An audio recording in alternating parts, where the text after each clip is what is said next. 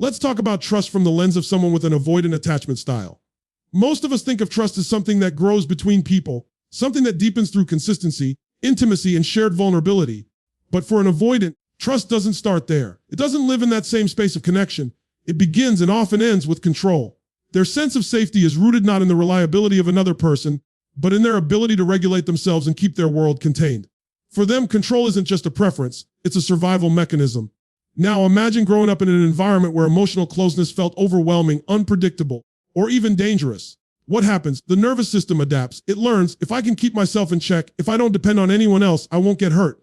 That becomes the blueprint. The person they truly trust is the self that never lets them go too far, never lets them lean too heavily, never risks exposure.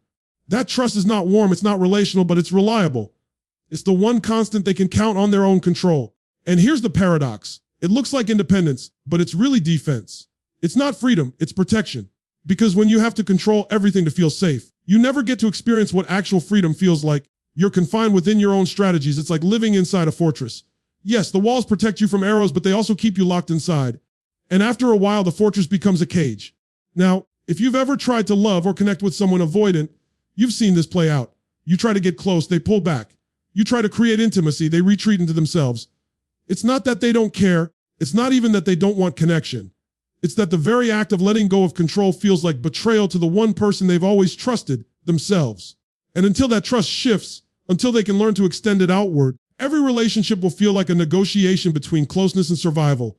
Psychologically, this is fascinating because it shows us how the human mind will always choose safety over intimacy if it feels threatened. We are wired to survive before we are wired to thrive. The avoidant demonstrates this vividly. Their nervous system equates trust with control, not connection.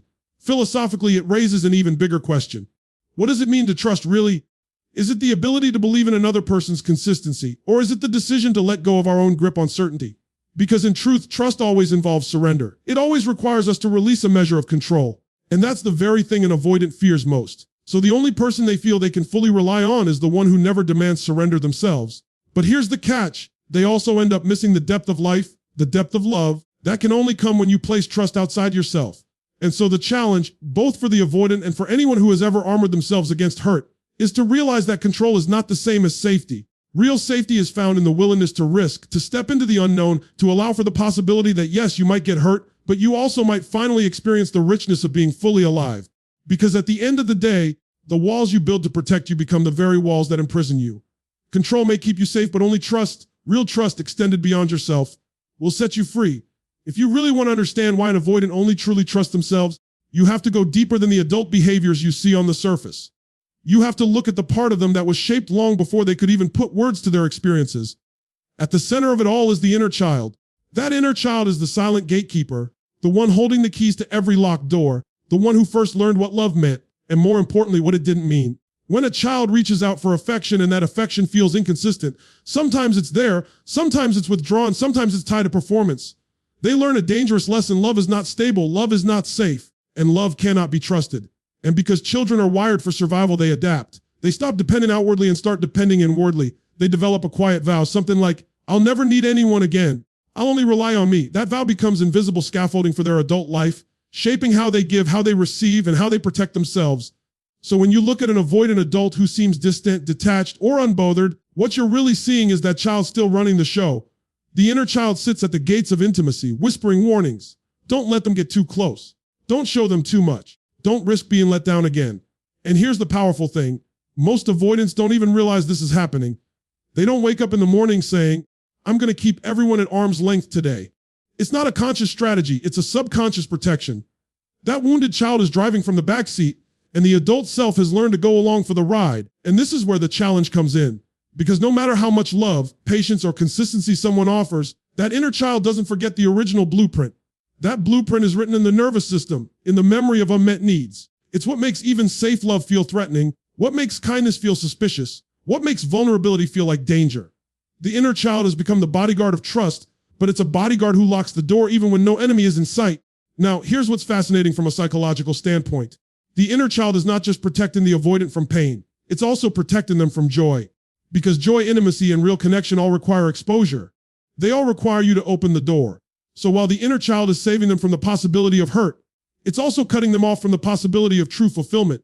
In that sense, The trust they place in their own defenses is a double-edged sword. It keeps them safe, but it also keeps them alone. And if we zoom out philosophically, this speaks to a bigger truth about human nature. The very strategies that once saved us often become the same strategies that hold us back. What kept you alive as a child might be the very thing keeping you from living fully as an adult. And until that realization takes place, until someone is willing to sit with that inner child, acknowledge its fear, and gently reassure it that the world can be different now, the same cycle will keep repeating. The avoidant will keep trusting only themselves because in their mind, only that inner guardian has ever been reliable. But healing begins the moment that inner child starts to feel safe enough to let someone else in. Because in the end, the gatekeeper is not the enemy, it's the protector. But even protectors must learn when it's time to put down their weapons. Here's where it gets even more paradoxical. For most people, vulnerability is the bridge to trust. You share your fears, your hopes, your pain, and the bond grows stronger. But for someone with an avoidant attachment style, that same act of opening up doesn't feel like building a bridge. It feels like tearing down the only wall that's kept them safe. Vulnerability doesn't feel like connection, it feels like betrayal. And not betrayal by the other person, betrayal of themselves. Think about it, if you've spent your entire life depending on your own control, on your ability to regulate and contain, then revealing what you actually feel means risking the very foundation you've trusted. To say, I need you. To expose the places where you can be hurt, feels like handing someone else the power to wound you. And the avoidant nervous system has already decided long ago that no one can be trusted with that kind of power. So instead of leaning in, they shut down. Instead of revealing, they retreat. This is why avoidants are often misunderstood as cold or uncaring. It's not that they don't feel. In fact, they feel deeply, sometimes more deeply than they'll admit even to themselves. But the act of showing those feelings feels unsafe. To express them is to risk disappointment, rejection, or abandonment. So they make an internal trade, keep the feelings locked away, keep control intact, and sacrifice intimacy for the sake of security. And from their perspective, that's not weakness, it's survival. But here's the tragedy of it. By withholding vulnerability, they end up reinforcing the very thing they fear most: isolation. They keep themselves safe from being hurt, but they also keep themselves from being fully loved. Vulnerability is the currency of intimacy. It's the way we exchange trust and build bonds that last. And when an avoidant refuses to spend that currency, they end up bankrupt in connection. From a psychological angle, this makes perfect sense. If you've learned that vulnerability equals pain, then your nervous system will code every opportunity for closeness as a potential threat. It's like the body develops a kind of emotional allergy. You want connection, but when it gets too close, your system reacts as if it's dangerous. Philosophically, though, this reveals a profound truth about the human condition: growth always requires the risk of loss. You cannot experience love without accepting the possibility of hurt. You cannot experience belonging without exposing yourself to rejection. To shield yourself from one is to shield yourself from the other. And that's the avoidant dilemma. To protect themselves from pain, they also protect themselves from joy. To avoid betrayal, they betray their own need for connection. And this is why vulnerability feels like the ultimate trap. Because to them, letting go of control doesn't just mean trusting another person. It means betraying the only person they've ever truly relied on, themselves. The turning point only comes when they begin to see vulnerability not as a weakness, but as a strength. When they realize that sharing their truth doesn't mean surrendering their power, it means expanding it. Vulnerability is not betrayal, it's courage. It's the willingness to risk in the pursuit of something greater than safety, fulfillment, love, intimacy, and the full spectrum of human experience. Because at the end of the day, refusing to be vulnerable might keep you safe, but it will also keep you small. And life was never meant to be lived from the safety of a cage. The great paradox of the avoidant is this: the very strategy that once kept them alive now keeps them from truly living. They built walls to protect themselves from pain, but those same walls also block out joy, intimacy, and the possibility of love. Sooner or later, if growth is to happen, if freedom is to be found, there comes a moment when they must trust something outside of themselves. And that's where the real breakthrough begins, not in tightening control, but in daring to release it. This is not an easy shift. For the avoidant, trusting another person feels like walking into enemy territory without armor. It goes against the entire wiring of their nervous system. And yet every meaningful transformation in life happens in exactly that space. When we step into the unknown, when we lean into discomfort, when we choose possibility over certainty. For the avoidant, the unknown might be trusting a patient partner, a safe friendship, a therapist, or even a higher power. It doesn't matter where the first spark of trust is directed. What matters is that it goes beyond the walls of self-reliance. Because the truth is, healing never happens in isolation. Yes, you can survive alone, but you cannot fully thrive alone.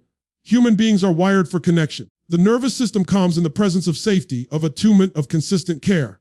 The avoidant has to learn, often slowly and painfully, that not everyone will abandon them, not everyone will betray them, and not everyone will weaponize their vulnerability. Sometimes people stay, sometimes love is safe. But you only discover that by testing it, by giving others the chance to show up. And here's what's fascinating: the first attempts at trust don't have to be grand gestures. For someone avoidant, trust begins in the small moments. letting someone know how you really feel without editing yourself, reaching out for support without apologizing for the need, allowing another person to comfort you instead of pushing them away. These micro moments start to rewire the brain. They show the inner child, the one who locked the door long ago, that maybe the world isn't as dangerous as it once seemed. Philosophically, this speaks to something even larger. Life itself requires trust. You cannot control everything, not time, not love, not loss, not change. The illusion of control is comforting, but it is also limiting. Real freedom is found not in clinging tighter, but in opening wider. Trusting the unknown isn't just about relationships. It's about embracing the flow of existence itself. And when you learn to do that, when you stop fighting reality and start trusting it, you stop merely surviving and start actually living. For the avoidant, that step feels like the riskiest gamble they'll ever take. But it's also the most rewarding. Because on the other side of those walls is everything they've secretly longed for. Connection, intimacy, belonging, the sense of being seen and accepted as they truly are. None of that can be accessed by clinging to control. All of it becomes possible only through the courage to let go. And that's the irony. The only person an avoidant has ever truly trusted is themselves, the protector, the controller, the guardian. But the moment they extend that trust outward, even just a little, is the moment their life begins to expand. Because in the end, the walls we build to keep ourselves safe also keep us small. And there comes a time when survival is no longer enough. When the soul demands more than safety, it demands freedom, and freedom is found in trust.